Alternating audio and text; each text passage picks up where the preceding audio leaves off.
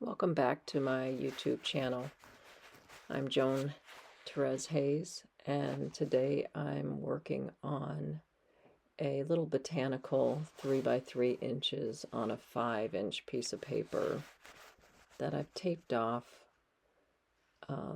with a 1-inch border of a masking tape just to keep it tidy. And if you notice in the beginning, I just started out with wetting the background of the botanical, trying not to go into the petals or the stem at all so that I have more control over the detail once I go into the petals. And also I'm keeping the petals white, so obviously I don't want paint to go in there. I'm working with a phthalo yellow green and a cad yellow light, as well as some Hooker's green light and cad orange Grumbacher on this one, just to do a background, mixing those together in various levels. Wet on wet on the background,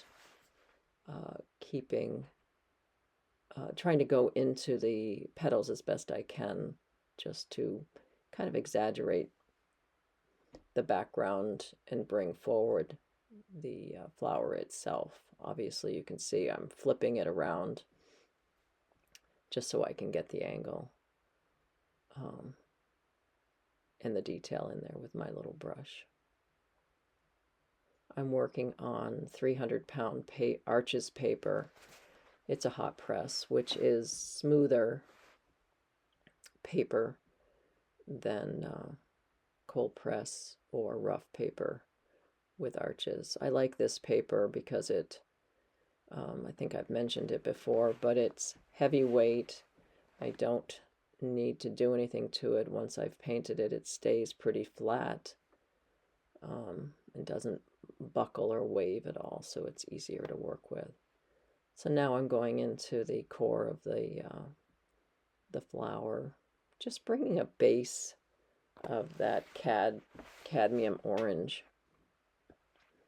keeping in mind I've got to have a highlight there of the flower, and trying to darken it with some Payne's gray in the foreground as well. I will bring in some gray and taupe to help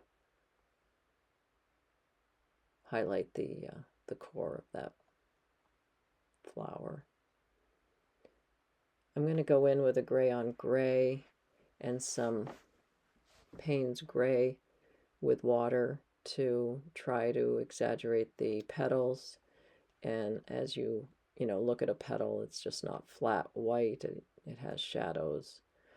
And you have to go darker towards the center to exaggerate the way it curves in towards the core of the plant.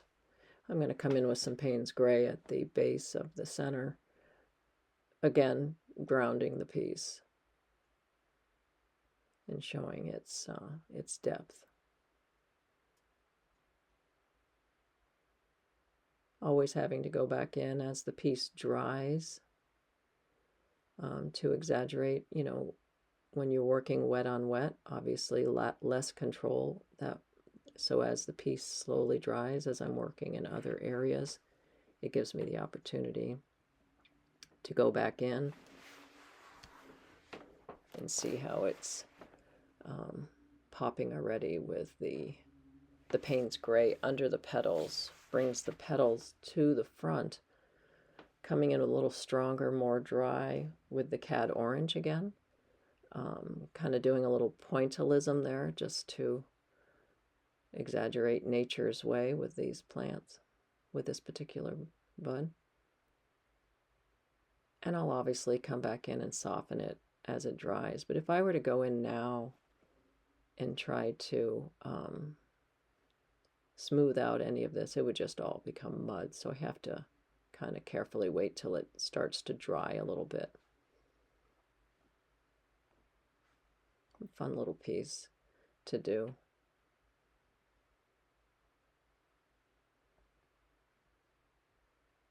And obviously, it's going to need a little more depth in the back. As you can see, that Payne's gray does help in the foreground to make the plant look like it's coming off the paper a little bit.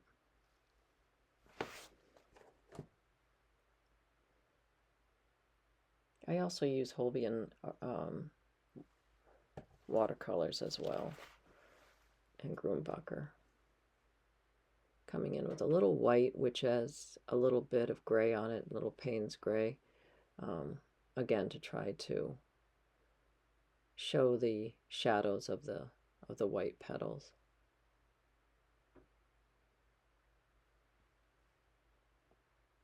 Flipping it all the time so I can get a better angle.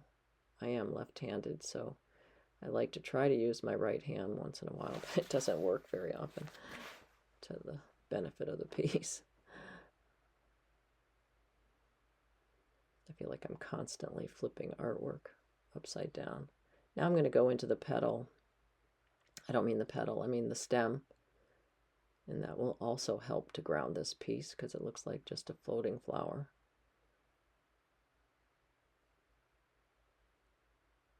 And looks kind of dark there, but I'm going to come back in after with some highlights to show where the light source is. There's always got to be a light and a dark side on these. And now I'm really working mostly dry to get the detail. You can see where it's starting to come together.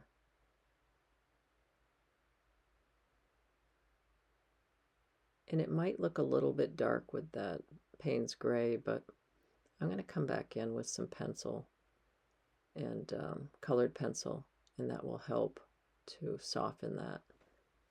Because, you know, in nature it really isn't black, but this is what they call artistic license to basically do what I want to do with it and how I feel it looks best.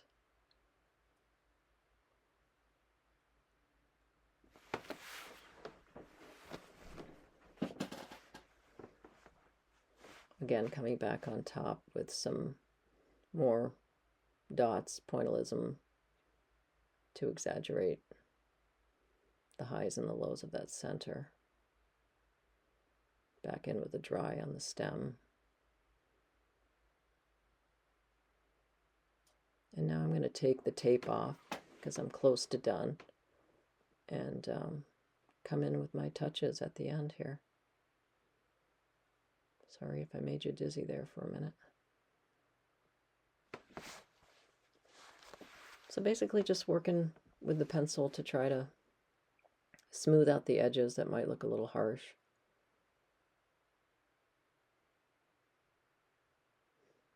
And back in with a little dry Payne's gray, a little white pencil, just to clean up.